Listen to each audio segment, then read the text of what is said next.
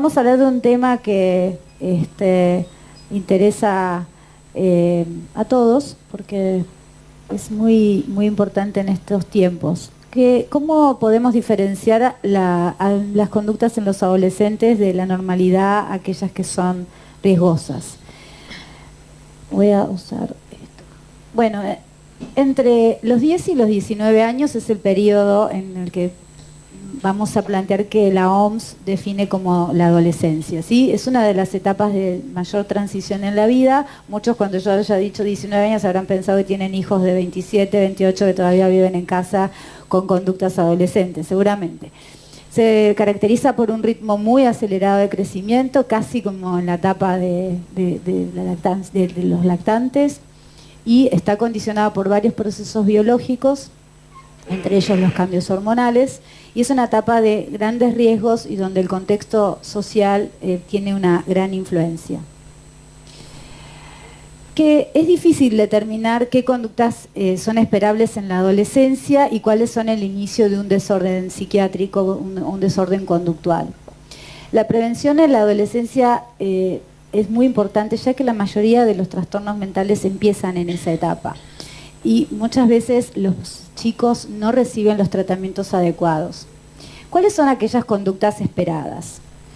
Las emociones intensas, ¿sí? Es un periodo de altísima emoción, el conflicto con la relación con los padres, la aparición del interés sexual, los horarios desordenados, salidas, en dormir, en comer. Tiempo en redes, esto es nuevo. Antes nosotros, cuando yo era adolescente, no había, por ahí mi papá me retaba porque pasaba mucho tiempo hablando por teléfono con una amiga. Ahora es tiempo en redes, muy difícil de controlar cuánto tiempo están en el teléfono, etcétera. Dificultades en mantener el aseo, la habitación y el personal. Estas son conductas esperadas, ¿sí? La distracción excesiva, las dificultades en la relación con los pares y la integración social con sus pares en la escuela y en el club, etcétera. Las dudas en la toma de decisiones, ¿sí? ¿Qué hacer, qué no hacer, qué carrera seguir? Hoy los chicos están expuestos por ahí a mitad de los ciclos a tener que elegir una orientación. La predisposición genética, ¿por qué es tan importante? ¿Sí? El individuo en interacción con un ambiente invalidante, que lo voy a explicar luego, hechos traumáticos y la historia de aprendizaje condicionan el modo de responder en la vida ante diversas situaciones. Nosotros en esta etapa tenemos una influencia muy grande en cómo vamos a aprender a manejar nuestra conducta, nuestras emociones, etc. Vamos a ver una pequeña pedacito de la película. Carlos, ¿puede ser? ¿Hago clic? Bueno. Pues resulta que el cubo verde no es para reciclaje, es para verduras y cáscaras, como abono. El azul es el del reciclaje y el negro para la basura. Riley está súper rara. ¿Por qué estará tan rara? ¿Qué te esperabas? Las islas están apagadas. Alegría sabría qué hacer. Eso es. Hasta que vuelva, haremos lo que haría Alegría. ¡Qué gran idea! Ira, miedo, asco. ¿Cómo vamos a estar contentos? Riley, tengo buenas noticias. Hay una liga infantil de hockey aquí, en San Francisco. Y escucha esto, las pruebas son mañana después de clase. Vaya suerte, ¿no? ¿Hockey? ¿Qué hacemos? Chicos, tú, finge que eres Alegría. Sería genial volver a patinar. Sí, claro, sería fantástico. ¿Qué era eso? ¿No te pareces Alegría? ¿Por qué no soy Alegría? Ya, no me digas. ¿Habéis notado eso? Total. Algo va mal. Vamos a preguntarle. Sondeemos, pero muy suave para que no sospeche. Bueno, ¿qué tal el primer día de cole? ¿Nos está sondeando? Yo paso. Haz tú de Alegría. ¿Qué? Vale. Pues bien, supongo. No lo sé. Muy hábil. Eres igualito que Alegría. Está claro. Aquí pasa algo. Nunca ha actuado de ese modo. ¿Qué hacemos? Hay que averiguar qué pasa, pero necesitamos apoyo. Señala marido. ¡Un magnífico pase que corta por el centro! ¡Qué jugada! Está mirándonos. ¿Qué ha dicho? ¿Qué? Oh, lo siento, nadie estaba escuchando. ¿Sacar la basura? ¿Tapa del váter levantada? ¿Qué? ¿Qué ocurre, mujer? ¿Qué? Ya pone otra vez esa cara de tonto. ¡Le estrangularía ahora mismo! Otra señal, por favor. Claro. Riley, ¿qué tal el cole? Siempre Esto hace es lo increíble. ¿Por este pasamos de aquel piloto brasileño? ¡Quitad! Yo haré de alegría. El cole genial, ¿vale? Riley, oye, ¿va todo bien? Nos ha mandado a paseo, señor. ¿De qué va esta? Muy bien, demostración de fuerza. Espero no tener que levantar el dedo. No, el dedo no. Riley, no me gusta esta nueva actitud. Te voy a dar yo actitud, abuelete. No, tranqui. Déjame en paz, me estás agobiando. Detecto alto nivel de chulería. Pasamos a alerta 2. Ya lo habéis oído. Alerta 2. Escucha, no sé de dónde sale esta falta de respeto, señorita. ¿Quieres probar de esto, papi? Pues toma del frasco. No, pues... Aquí viene. Preparad el dedo. Llaves en posición. Lanzamiento a su señal, señor. ¡Dejadme en paz! ¡Fuego! Se acabó. A tu cuarto. Ahora. Dedo levantado. Dedo levantado. Buen trabajo, caballeros. Podía haber sido un desastre. Menudo desastre. Ven, vuela conmigo, gatiña. ¿Prendemos, Carlos, por favor? Bueno, muchos habrán visto esta película, que es una maravilla. Es la película Intensamente. Sí. Perdón. Aquí lo que vemos es voy a explicar lo que dije antes del ambiente invalidante. Vemos una situación de una chica adolescente que viene de la escuela, habiendo pasado un día más o menos, está más o menos, ¿sí? Su mamá, quiero aclarar que esto es de la película, no hacemos diferenciación entre papás y mamás, no es que los papás son invalidantes y las mamás más cariñosas, ¿sí? Esto le puede pasar a cualquiera de nosotros. Y tenemos una situación en donde la chica contesta más o menos, está distante, no tiene ganas, ¿sí? Y va pasando lo que ocurre. Se va poniendo, cada vez se va activando más y se va enojando a través de que el papá, en este caso porque la mamá le pide que se preste atención, que no estaba prestando atención, decodifique lo que la chica está haciendo. Y el papá, en vez de decirle qué le estaba pasando, cómo se sentía o qué había ocurrido, se enoja porque considera que su actitud es inapropiada, no lee su emoción en ese momento, lo que lee es el enojo de la chica, termina generando un castigo, ¿sí? Entonces, no sé si después quieren que charlemos un poco más de esto específicamente, pero daría para una hora entera, ¿sí? Pero vamos a explicar un poco qué es el ambiente invalidante, ¿sí? Teniendo en cuenta este ejemplo. Es un contexto en el que se responde de manera inapropiada a las emociones del otro, ¿sí? A las emociones que son las experiencias privadas, lo que pensamos, lo que sentimos, ¿sí? Minimizando, trivializando la experiencia emocional. En este caso, el papá no le importó pensar qué te pasó, sino leyó que la chica estaba contestando con desgano, o no le daba pelota, o algo por el estilo. Entonces, él desató su propia desregulación emocional enojándose y considerando que tenía que dar un castigo. Entonces, entendemos que esto es un ambiente invalidante en el sentido de que se responde de una manera extrema, ¿sí? El papá, que en este caso responde de manera extrema, en el cual las habilidades de regulación emocional no están puestas en juego. Ni la chica aprende cómo regular su malestar, ni su papá tampoco aprendió a regular su malestar cuando su hija se muestra no del todo comunicativa. El primer paso para mejorar nuestra relación con los adolescentes es poder validar sus respuestas emocionales. Validar sus respuestas emocionales significa tener en cuenta su emoción, ¿sí? No estamos hablando específicamente de lo que hacen o de lo que piensan. Podemos no estar de acuerdo, pero sí vamos a estar validando sus sentimientos. ¿Qué es la validación? Es reconocer las emociones y sentimientos del otro como percepciones auténticas y legítimas. Imagínense, por ejemplo, un niño que le dice a su mamá, después que acaba de, no sé, de terminar el postre, que tiene hambre. Podemos decirle, por ejemplo, ¿no podés tener hambre? O podemos decirle, mirá, puede ser que tengas hambre, pero acabas de desayunar, quizás más tarde podemos ver la posibilidad de darte una colación. Pero si yo bloqueo lo que el otro siente, no le doy la posibilidad a que registre esa emoción como válida, Entonces aprende a que primero a no expresarla y segundo a bloquear su emoción o buscar una forma no funcional de regular su malestar.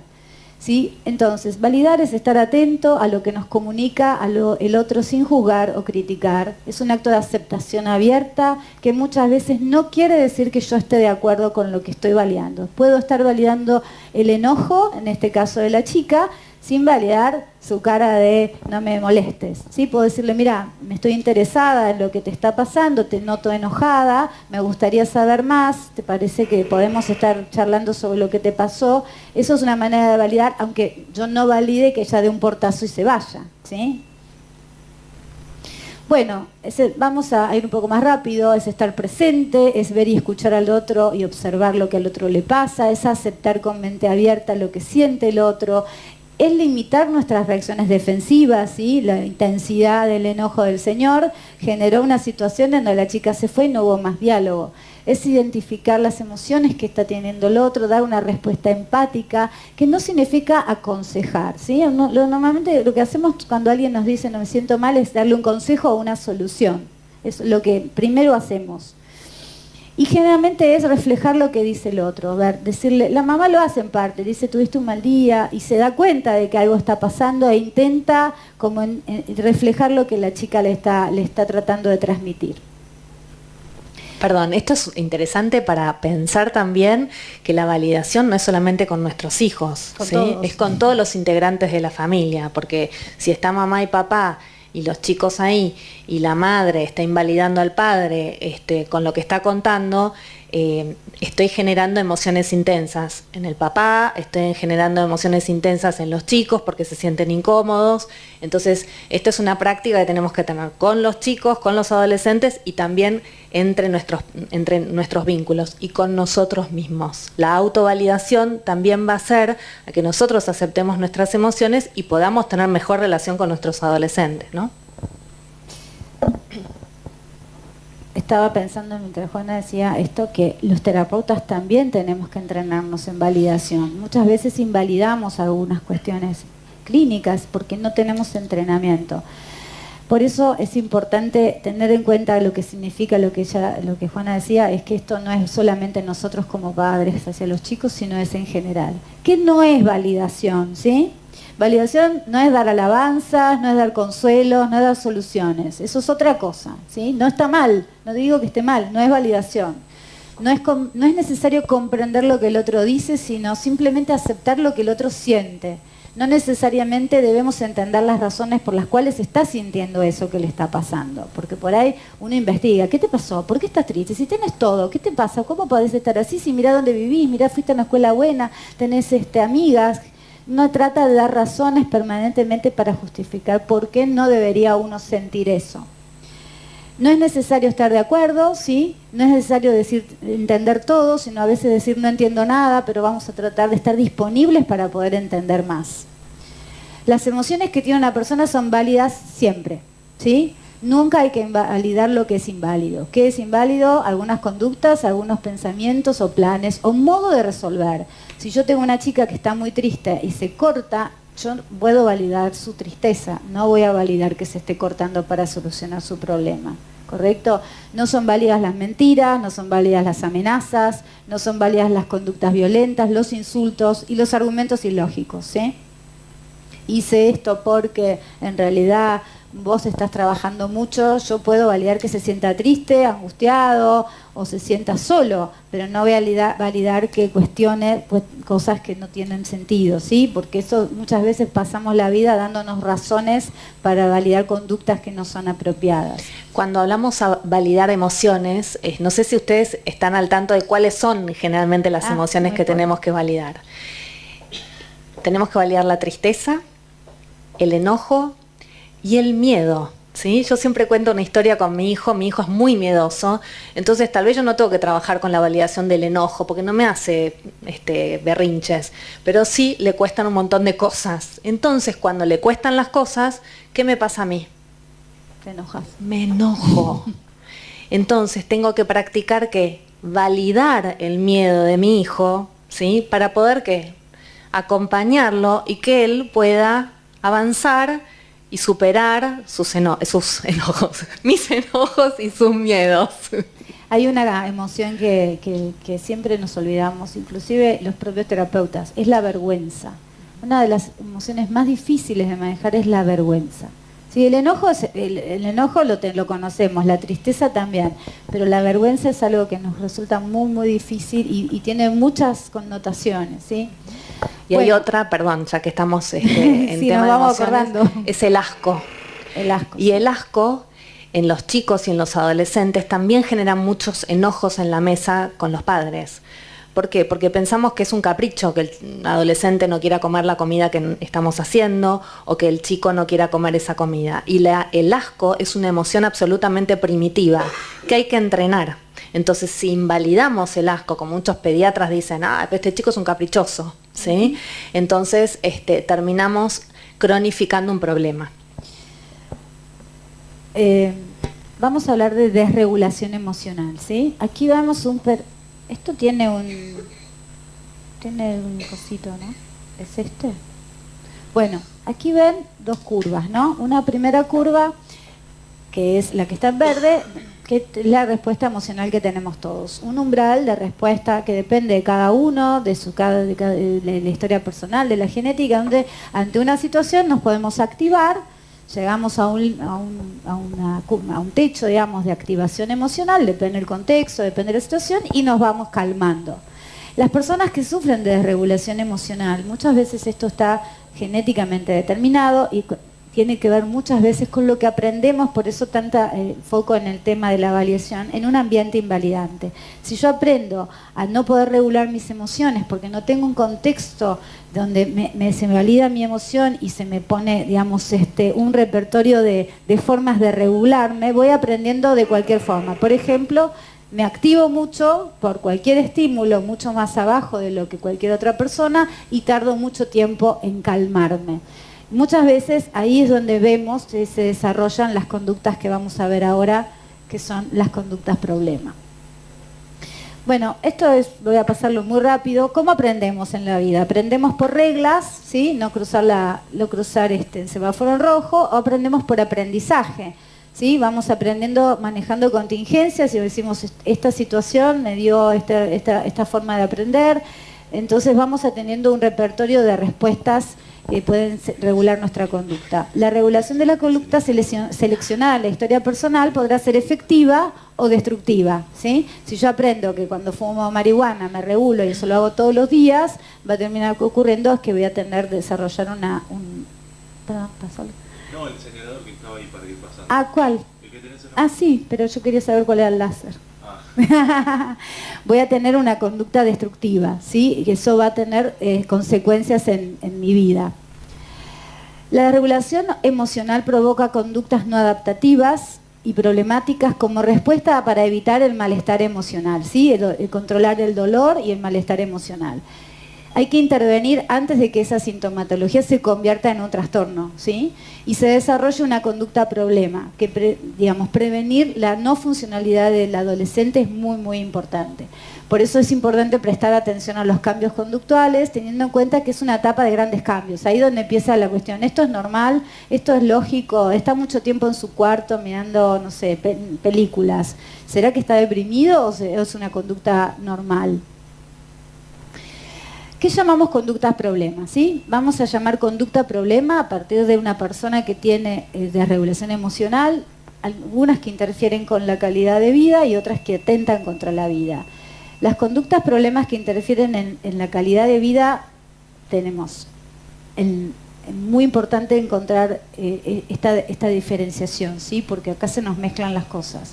El abuso de sustancias, el alcohol, el vaping, el dietas extremas, la ortorexia, la gimnasia compulsiva, el sexo sin protección adecuada. Perdón, el vaping es el fumar los cigarrillos de vapor, ¿sí? El cigarrillo electrónico, el vapear, ¿no? Está ahora muy en boga, no tanto acá en Estados Unidos, ponerle aceite de marihuana y empiezan los chicos digamos, su acercamiento al tabaquismo es a través de eso, y no es cigarrillos, y luego le ponen otras cosas. El aislamiento social, el abandono de la escuela, el acoso en el colegio y en las redes, las fugas del hogar, las mentiras, el robo en el hogar, problemas con la ley.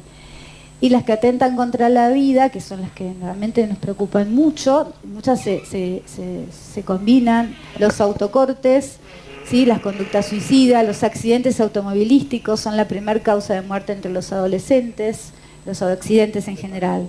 La intoxicación con drogas, alcohol, las conductas restrictivas, alimentaria, anorexia severa, 2 vómitos. Determinar la función de la conducta, ¿sí? La conducta siempre tiene algo que estamos evitando, algo que tratamos, como decía Juana, tratamos de controlar el malestar, tratamos de controlar la frustración, entonces esa conducta nos permite regular nuestra emoción, ¿sí? ¿Qué estamos evitando, no? ¿Qué estamos tratando de reforzar o castigar con esto que esta persona, este adolescente está haciendo? ¿Y qué estamos tratando nosotros también de reforzar o de castigar? Ejemplo, por ejemplo, si una chica se corta y su papá y su mamá le dan más atención en el momento que se corta, va aprendiendo reforzadamente que cuando se corta, porque se siente mal, sus padres le dan más bolilla. Entonces es una conducta que va aprendiendo y quizás lo que tenemos que hacer es intentar no reforzar esa conducta de autocorte, validando su malestar e interviniendo de otra manera. ¿Qué hora es? Bueno, vamos a... Ah, ¿estamos bien? Bueno, entonces puedo irnos acá. Por ejemplo, si yo quiero modelar, ¿no? Si un adolescente escribe a un amigo miles de mails y le clava el visto, entonces se enoja y se pone mal y le empieza lo más probable que ocurra es que la conducta que espere, digamos, él es que le siga prestando atención.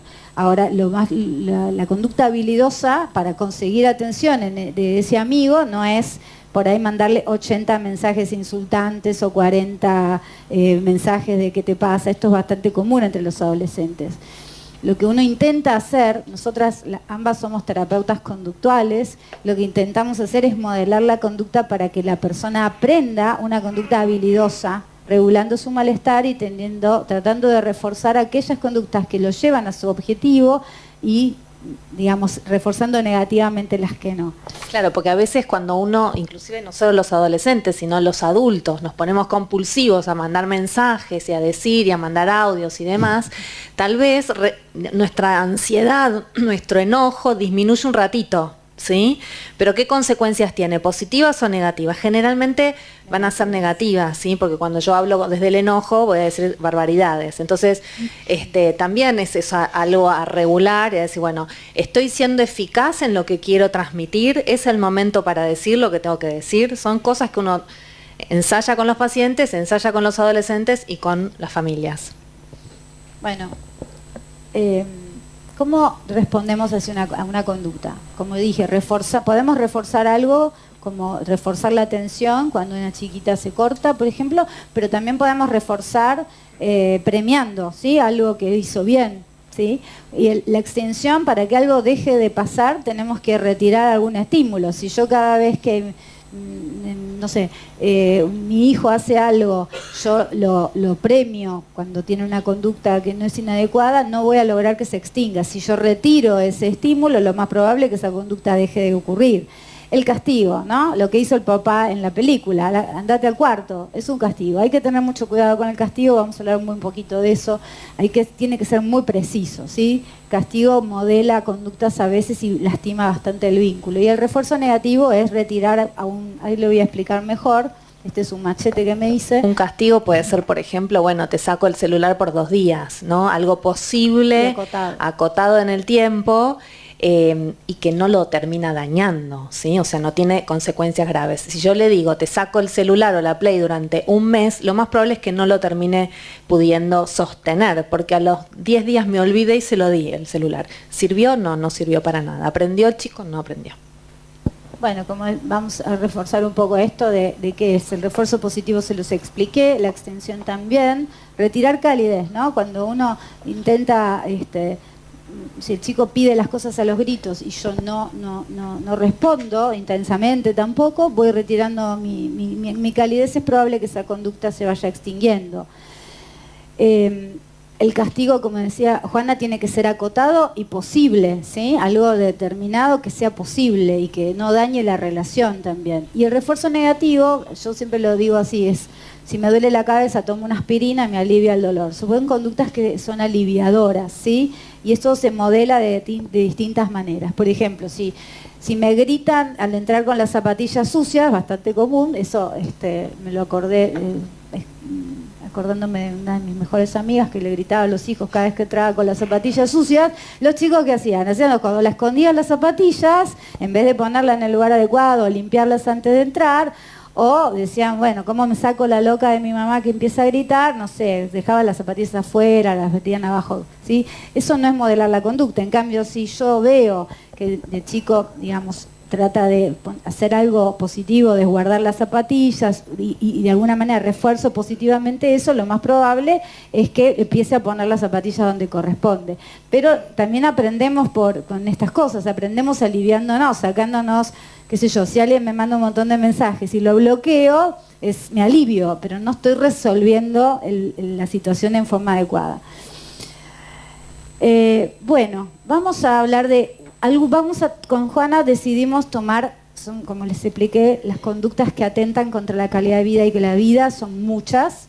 Vamos a tomar algunos puntos específicos, así que nos pareció que eran de interés general, porque chequeamos un poco y el tema de las emociones, los trastornos alimentarios, la marihuana y las conductas autodestructivas y suicidas eran los temas que más nos importaron, así que Juana ahora va a hablar de esto, ¿sí?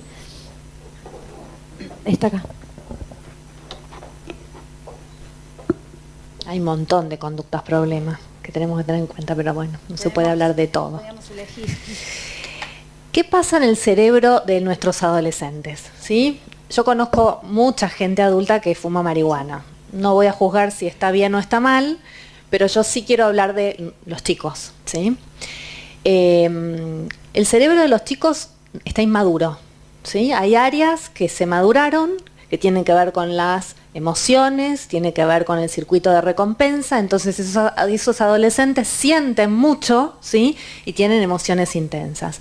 Ahora hay áreas del cerebro que no están del todo desarrolladas, como la corteza prefrontal, ¿sí? Y nuestra corteza prefrontal es la que va a hacer freno, ¿sí? Va a decir stop, esto no lo hagas, no, hacelo, está bien, no está bien, ¿sí? La moral, la planificación, la memoria de trabajo, o sea, concentración, ¿sí? Me va a ir bien o me va a ir mal en la facultad según cómo esté mi cerebro, ¿sí? Entonces, teniendo en cuenta, digamos, que este cerebro no está del todo maduro y yo empiezo a consumir marihuana, consumo solamente los fines de semana al principio, después en la semana, ¿por qué no? Empiezo a tener problemas de concentración, tengo faltas en el colegio, no tengo ganas de ir, porque además esto genera un síndrome anhedónico, como falta de ganas a todo, ¿no es cierto? Me da todo lo mismo. Empiezo a ver a mi hijo que todo le resbala. Entonces, el consumo de marihuana es una conducta problema en nuestros hijos, ¿sí? Así como el consumo, otra de las cosas que vemos mucho en nuestra práctica clínica, es el consumo de drogas recreacionales, ¿sí? Que van a estas fiestas electrónicas o no electrónicas y consumen ciertas pastillas que tienen que ver con éxtasis, metanfetamina y demás, que tiene dos problemas. Primero, el riesgo per se de lo que es ese químico, y el segundo riesgo es que no se sabe qué otras cosas le ponen además del químico éxtasis o la metanfetamina. Entonces, todas las consecuencias que eso va a traer, además de alteraciones a nivel neurobiológico, a nivel físico, como problemas cardíacos y demás, ¿sí? Entonces, los adolescentes son especialmente vulnerables a los efectos de la marihuana. Como les decía, van a tener dificultades en la toma de decisiones, dificultades en la resolución de problemas y dificultades en el control de los impulsos. Entonces van a tener manejo temerario, van a andar muy fuerte con el auto, ¿sí? Van a tener más conductas desreguladas en la forma de expresar sus emociones, van a tener más apatía al colegio, más apatía a la familia, más apatía al deporte, dejan de hacer deporte, ¿sí?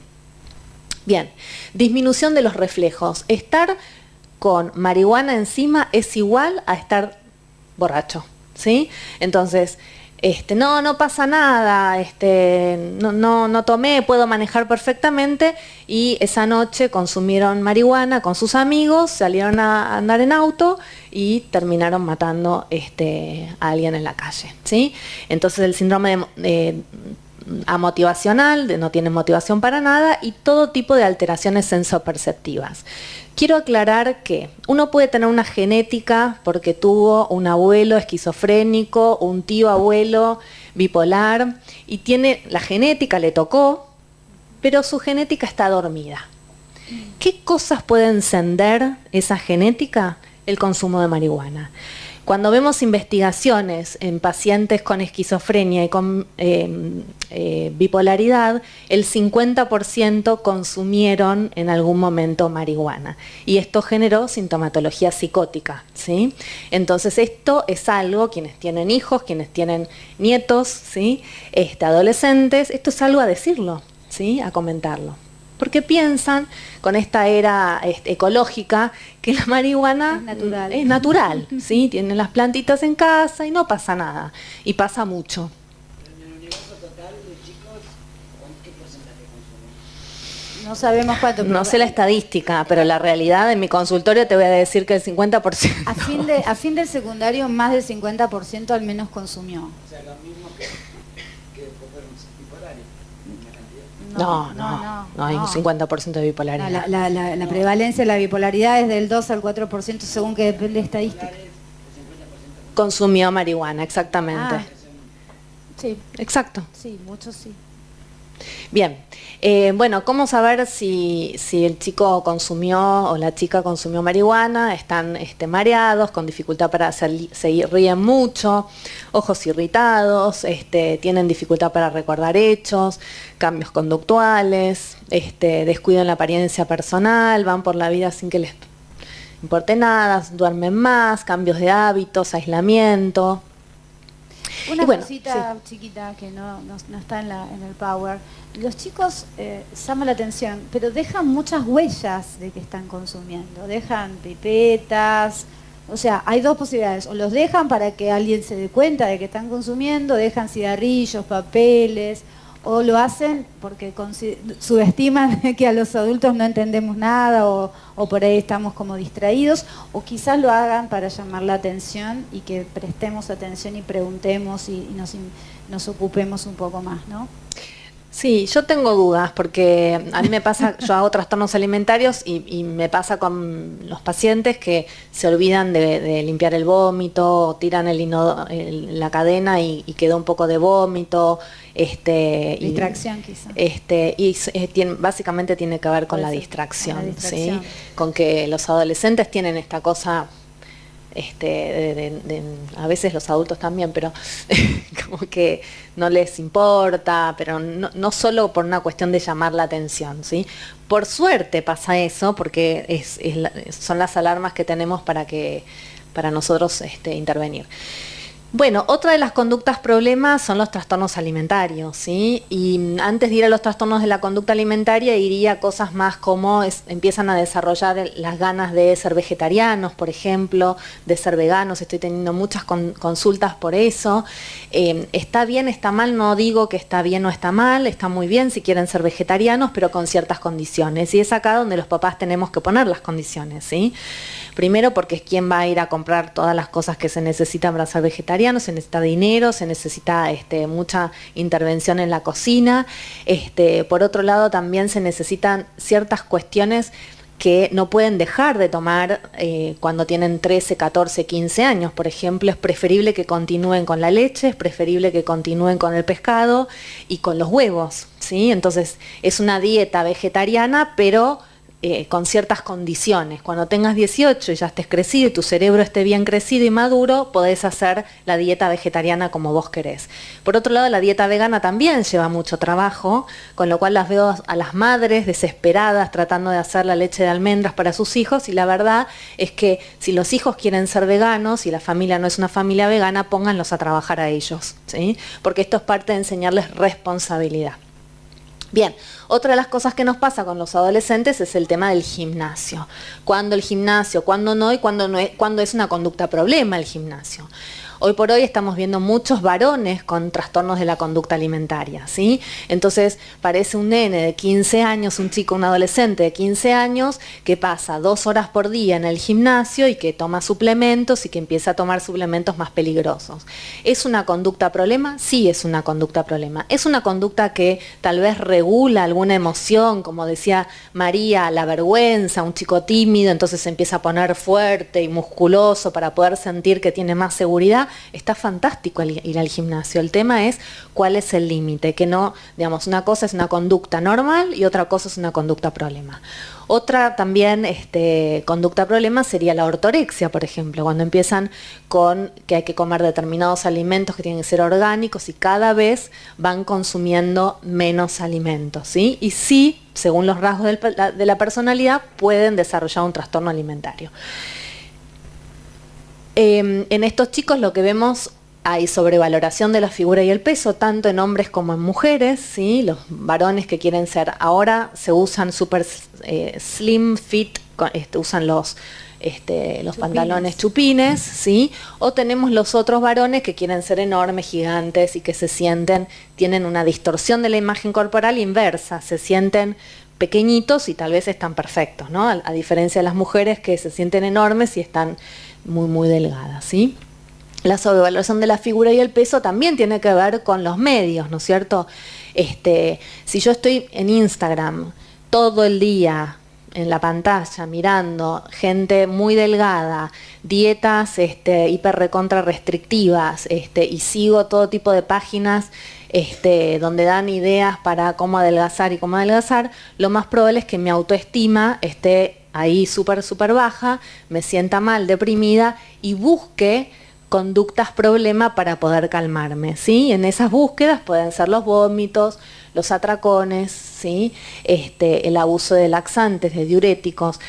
La verdad que hacer dieta restrictiva para algunas personas es súper reconfortante, ¿sí? Se sienten con ansiólisis, bajan los niveles de ansiedad. Entonces empiezan a restringir y sienten que algo controlan. Esto de controlar las emociones, bueno, de esa manera controlan la emoción.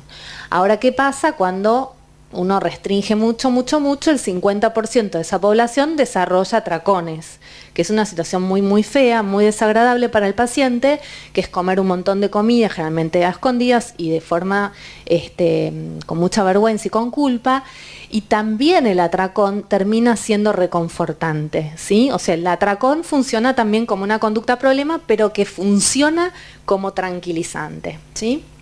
Entonces, desarmar todo este circuito de atracones, restricción y demás, realmente es bastante complicado. Una cosa que me llamó la atención, uno se imagina, por ejemplo, no sé, o ha vivido alguna situación, no sé, aversiva, y hay películas en donde está la chica que la dejó el novio con un frasco enorme de helado, comiendo helado, ¿no? La típica escena. Entonces uno siente, bueno, se comió el helado, está llorando. Me acordaba de una película, pero lo que contaba Juana y que me llamó la atención a mí es que la sensación de vacío, ¿no? De hambre, es tranquilizadora.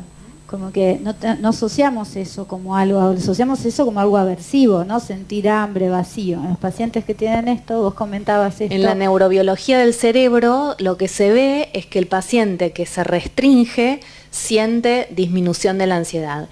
Y cuando intentamos nosotros incorporar el plan alimentario normal, sienten mucha ansiedad. Por eso hacen tantos escándalos. Y esto también es una conducta a validar en la mesa de la comida con las familias, porque si yo tuve una paciente que estuvo restringiendo, y yo de golpe le digo, bueno, vamos a empezar a comer despacito, tengo que saber que eso le va a generar mucha ansiedad, y cuando hay mucha ansiedad en general aparece mucho enojo. Tenemos un ratito. Bueno, una de las conductas problemas que atentan contra la vida son las conductas suicidas y las conductas autodestructivas sin intencionalidad suicida, ¿sí? Que las llamamos CASIS. Vamos a ver acá, esto es una estadística de nuestro país, en donde se dividen las defunciones por grupo de edad según principales causas conocidas. Los accidentes son la primera causa en los adolescentes y la segunda causa es el suicidio. Y vemos aquí que esto, por grupo etario, entre los 14 y 19 años, el suicidio es la segunda causa de muerte. A nivel mundial la OMS también lo pone como segunda causa. Esto es muy, muy importante. Uno piensa que es una conducta no tan frecuente, pero cada vez sí, aumentó en los últimos 20 años muchísimo. Antes era la tercera causa, ahora es la segunda. Los varones tienen 5 veces más riesgo, ¿sí? Aunque las mujeres tienen más riesgo de tentativas, los varones son los que más tienen, cumplen en varones, adolescentes y en los adultos también. Las mujeres pueden presentar más conductas autosuicidas, más conductas de tentativas, ¿sí? Pero los varones son los que tienen más riesgo de tener conductas suicidas, de suicidio completo. Bueno, muchos chicos tienen ideación, ¿sí? Nosotros recibimos muchos de estas pacientes que tienen trastorno alimentario, que han tenido problemas de regulación emocional, en algún momento de su vida pueden haber pensado en que la muerte es una posibilidad. Y si hacemos un poco de reflexión, quizás en algún momento de nuestra vida, no todos, han pensado, bueno, si me muriera sería un alivio para mí, saldría de este problema, ¿sí? Eso lo llamamos muchas veces ideación de puerta trasera, ¿no? No es algo que tengamos conscientemente como un deseo de morir, sino que es como, bueno, si todo este lío se me acaba, si no ese lío no se me acaba, entonces si me muriera sería mejor, o si me matara. Muchas personas han realizado tentativas, pero no todas las personas que han presentado ideación cometen suicidio. La ideación suicida no es un indicador muy sensible de que esa persona vaya a cometer, pero tenemos que prestarle muchísima atención. ¿Se entiende lo que quiero decir? Porque tenemos la idea de que a veces si la gente piensa o dice es porque lo va a hacer, o si lo dice no lo va a hacer, pero en realidad es un indicador muy poco sensible, pero muy poco específico, pero la verdad que esto puede presentarse a través de distintas situaciones en la vida en cualquier persona, pero hay que prestarle mucha atención a otras cosas. Como en los adultos tenemos que decir que el suicidio no es una conducta que podamos prevenir, ¿sí? Es una conducta que podemos trabajar sobre muchos factores, pero no podemos prevenirla. En los factores de vulnerabilidad, los factores de riesgo, y tenemos que tener en cuenta los factores protectores. La conducta suicida es un problema conductual, no es un diagnóstico, ¿sí? La gente dice, bueno, ese es un suicida, o esa chica es una suicida, ¿sí? Lo escuchamos también nosotras en la residencia, en el hospital, trabajando en las guardias, escuchamos. El suicidio es un trastorno conductual, ¿sí? Y por lo tanto, como hicimos una primera introducción tanto de conductismo, tenemos que tratarlo como un problema a resolver, ¿sí? Bueno, vamos a decir varias cosas, pero tenemos factores de riesgo. Una de aquellas cosas, no tanto en nuestro país, sí más en Estados Unidos, es la disponibilidad de armas en la casa, ¿sí? Tener medios letales. O cuando tenemos un adolescente con alguna conducta, por ejemplo, de autoingestas, tenemos que regular la medicación y la disponibilidad de la medicación en la casa, desde la medicación psiquiátrica hasta el paracetamol, ¿sí? Hay que tener en cuenta todas las medicaciones. Porque muchas veces los chicos uno guarda los psicofármacos, que a lo mejor son más seguros que un antiinflamatorio. Sí, o los fármacos para el corazón del abuelo, por ejemplo. Sí, ¿no? Los betabloqueantes. Bueno, el modelo de suicidio. Ustedes habrán escuchado, a lo mejor, a los chicos hablar de bueno, que en las redes hay unos chicos que cuentan cómo cortarse o que hablan de suicidio, ¿sí? Las 13 razones, 13 Reasons Why, el tema de la ballena. Había un video con una mamá que aparecía como un dibujito animado que decía y mostraba cómo matar al hermanito. Bueno, a eso llamamos modelo de suicidio. Muchas veces las noticias en los pueblos, en el interior, tengo un colega que ha trabajado mucho sobre eso, ha ido a pueblos donde ha habido varios suicidios en los adolescentes, porque como si fuera un modo de resolución de problemas en que los adolescentes con vulnerabilidad, por supuesto, no cualquier adolescente, copiaba esa conducta. Por supuesto tenemos que tener en cuenta el bajo soporte social, ¿sí? El aislamiento social es algo muy importante y muy común en los adolescentes, ¿sí? Por la vergüenza, les cuesta hacer amigos, o el bullying. estos chicos muchas veces cuentan cuando han crecido y son adultos cómo en la adolescencia la habían pasado muy mal, porque los ninguneaban, los criticaban y se aislaban. Si un chico tiene factores de riesgo, encima tiene un contexto social o un contexto familiar muy pobre, la probabilidad de que aumente su posibilidad de cometer una conducta de este tipo es más alta. Pobre en el sentido de que no se hablan emociones, no es escuchado, digamos, no es validado, ¿sí? Los padres modelan emociones violentas en vez de, si yo tuve una situación de bullying, me cargaron, me dijeron gorda, gorda, gorda en el colegio, yo llego y me siento en la mesa y mi papá y mi mamá se empiezan a matar y la verdad que lo que menos voy a tener ganas es decir, hoy me dijeron... Claro. ¿No? Una vez, ¿vieron en la película? La chica, algo le habrá pasado, vamos a imaginar cualquier situación. Y la realidad es que lo que ocurrió es que se generó una situación de activación de su papá porque estaba interpretando que ella estaba faltándole el respeto. Con lo cual, si la chica había tenido un problema, lo que decía Juana, difícilmente no tenía la posibilidad de poder expresar eso. Y su papá tampoco le dio el espacio posible para preguntar. Probablemente porque también estaba pensando que la mamá la estaba hinchando, porque esto es lo que muestra la película.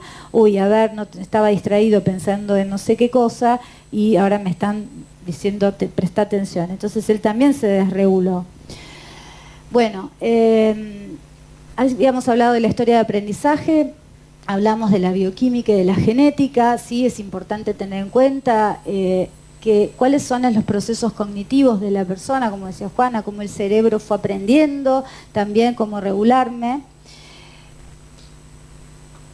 Una cosa estudiando los factores de riesgo que la verdad que me llamó la atención, viendo todos los ítems, lo que se vio más importante, los chicos más chiquitos, 13, 14 años, era el factor desencadenante más común era las peleas de los padres con los padres, y con los que son más grandes eran las peleas con los pares, ¿sí? El novio se peleó con el novio, con las amigas.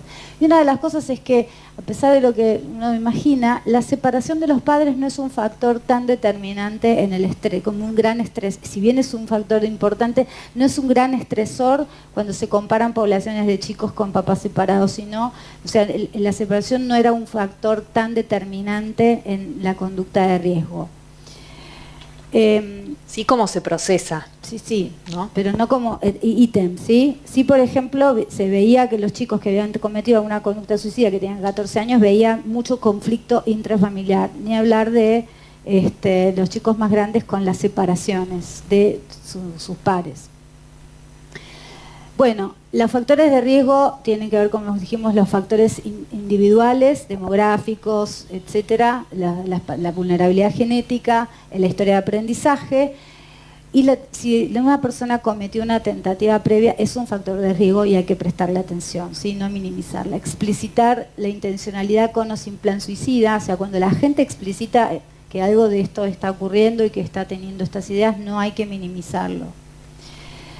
Los factores individuales que tienen que ver con la psicopatología, esto ya no tiene que ver con las conductas esperadas, son personas que en la adolescencia empiezan a tener sintomatología que luego termina siendo un trastorno psiquiátrico, el trastorno bipolar, la esquizofrenia, el abuso de sustancias, el trastorno de personalidad borderline, que tiene características muy impulsivas, y el episodio depresivo mayor.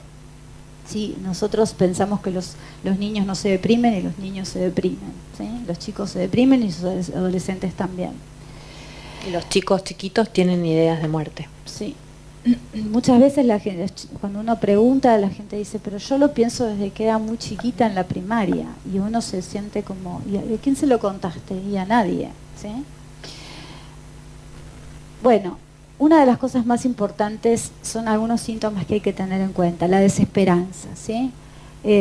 Llama la atención, pero los niveles de desesperanza de las personas hacen que tengan más riesgo de conducta suicida. Y esto mucho pasa en los niños, donde sienten que no hay futuro, empiezan a pensar que no van a ser adecuados, que no van a poder lograr las metas que tienen o las metas que tienen sus padres para ellos, ¿no? Los conflictos en la orientación sexual y de los factores demográficos, como les expliqué, los varones mayores de 14 años. Y en los factores de riesgo más ambientales, tenemos el intento de suicidio previo, ¿sí? El antecedente familiar de algún trastorno psiquiátrico, hay que preguntar siempre, y cuando uno tiene, no hay que asustarse si una persona ha tenido un trastorno depresivo, bipolar o alguna situación en la que el papá está recuperado, pero sí prestar atención y quizás consultar si necesita sacarse la duda y el miedo, ¿no? Muchos pacientes nuestros adultos tienen hijos y tienen miedo de que sus hijos hereden esa patología y les cuesta mucho poder preguntar y consultar. La historia de violencia familiar y la historia de violencia en general, y hay que prestarle mucha atención a la historia de abuso, ¿sí? Y de trauma en los niños, ¿sí? Los niños chiquitos, uno de los indicadores más comunes de abuso o de situación de violencia intrafamiliar son los berrinches, y en los adolescentes es la irritabilidad, y una de las cosas que decía Juana, el asco. No es necesariamente la comida, a veces es esa sensación de que todo les da asco y todo les molesta. Bueno, el uso de armas en el hogar, ¿sí? Y las pérdidas significativas recientes. Es importante tener en cuenta que son factores desencadenantes, no determinantes, ¿sí? Bueno, vamos a hablar un poco de, si querés hablar un poquito vos de cuáles son aquellos factores indirectos del riesgo agudo. Por ejemplo, hablar de ser una carga, ¿sí? Esto, uno dice, bueno, otra vez está diciendo esto. La inhabilidad para concentrarse, la desesperanza, las alucinaciones es un factor que hay que tener en cuenta. Muchas veces algunos chicos adolescentes empiezan a tener sintomatología de este tipo, como decía Juana, por drogas, o bien porque es el inicio de una patología más grave y esas alucinaciones o voces le dan órdenes de que tiene que suicidarse, matarse o lastimarse. La pérdida de interés y la inquietud y la agitación. Cuando una de las cosas más importantes a tener en cuenta reformulando la conducta suicida, una dijimos era la desesperanza y la otra la falta de red, y la otra cuestión es la activación, ¿sí? Mucha activación motora. La persona que está activada, enojada y con muy energía negativa, ¿no? Muy autoagresiva, sí, muy agresivo, hay que tener en cuenta eso.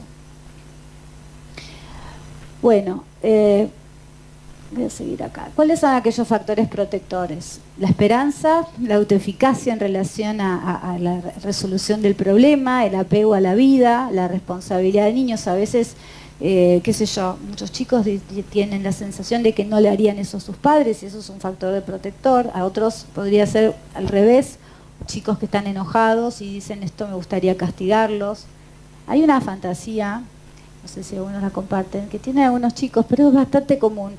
Y es de pensar, cuando están muy enojados porque sus padres los retaron, que van a estar en su velorio, muertos pero despiertos. Entonces todos van a estar llorando porque los retaron y entonces ellos van a ver cómo los demás estaban observando que ellos estaban en esa situación y sufriendo, ¿no? Esto se le ve en chicos muy chiquitos, pero es un dato a tener en cuenta cuando alguien pueda manifestar algo así. Bueno, es importante muchas veces la relación terapéutica, ¿sí? Cuando los chicos tienen una muy buena relación con su terapeuta, su psicólogo, su psiquiatra, esto es un factor protector. La involucración en una red social, ¿sí? Pertenecer a un club donde tienen un grupo hacen un deporte, o amigas que son muy contenedoras, amigas o amigos, ¿sí? También el miedo propio, al suicidio, a la muerte o a lo que puede pasar, a la desaprobación, el ser muy religioso, esto es algo que muchas veces es un factor de protección, y la creencia de que el suicidio podría ser algo que pueda castigar, ser castigado. Esto también tiene mucho que ver con la cuestión religiosa.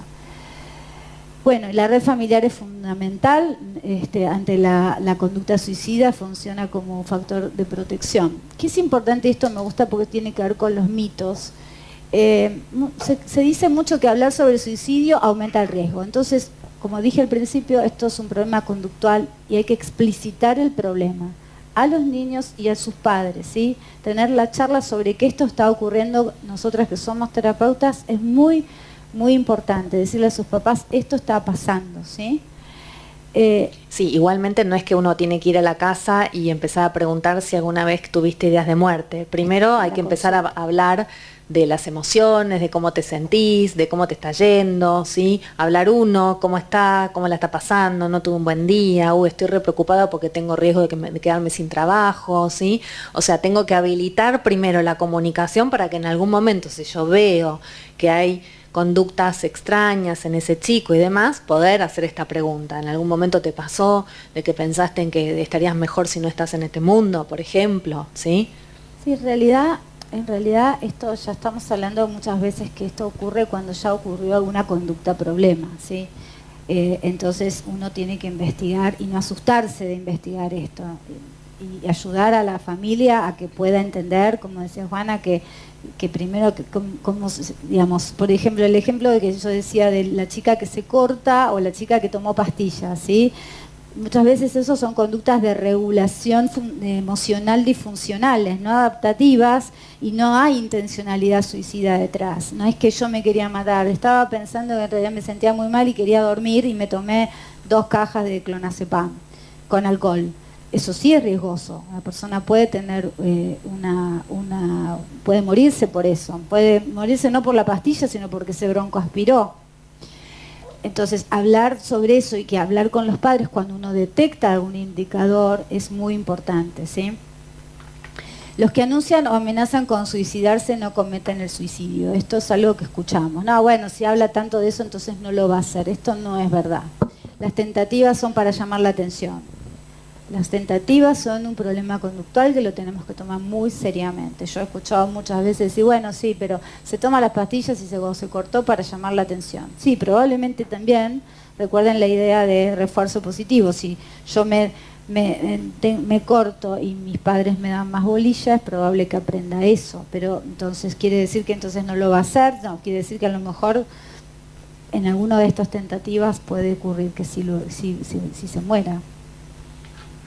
Las personas que realizan tentativas tarde o temprano lo logran. Esto no es así. Como vimos, las niñas son más proclives a realizar tentativas como forma de autorregulación emocional desajustada y disfuncional sin intencionalidad. Bueno, ¿querés leer las conclusiones? Como dijimos, los adolescentes atraviesan una etapa en la que las emociones se viven intensamente. Hay que permitir un ambiente donde se pueda expresar esas emociones sin juzgar, sin criticar. Muchas veces no tienen las habilidades adecuadas para manejar esa desregulación, pero es una gran oportunidad para aprenderlas. Siempre digo, y decimos lo mismo, imagínense también cuando viajan en avión, la azafata da las instrucciones. Entonces les explica que primero tienen que ponerse la máscara ante un problema para ayudar al chico. Si yo me imagino que si estoy en un avión y empiezo a sentirme enloquecida y no puedo ni ponerme mi propia máscara y me ahogue porque me falta el aire, difícilmente puedo ayudar a un chico. Primero tenemos que aprender los adultos a regularnos, a validarnos, también a reconocer cuando tenemos problemas para poder ayudar a los niños, ¿sí? El contexto es importante para mantener o cambiar conductas y siempre manteniendo un enfoque validante y consultar siempre que aparezcan conductas que llamen la atención. No hay que tenerle miedo, bueno, lo voy a decir yo, no queda muy bien, no hay que tenerle miedo a los psiquiatras. No medicamos todo el tiempo, no ir a una consulta y uno se va con 5 recetas y con, no sé, o con una indicación extraña. No tener miedo. Nosotros trabajamos en equipo con psicólogos, con nutricionistas, con terapeutas que nos ayudan muchísimo. Trabajamos en equipo y los psiquiatras somos parte, también tenemos formación terapéutica, pero hay mucho miedo cuando uno le dice a una mamá que tiene una nena de 14 años que tiene que consultar a un psiquiatra, provoca mucho susto. Bueno, muchas gracias. Vamos a dejar un espacio de preguntas si tienen ganas. Le vamos a hacer una cosa, nos pidieron que cuando ustedes hagan la pregunta nosotras la vamos a repetir para que quede grabada, ¿sí? Porque si no, del público no se escucha, así que formulen la pregunta, digan a quién de las dos quiere que la conteste y vamos a repetirla nosotros. Bueno, gracias. Ahí está nuestro mail si lo necesitan guardar.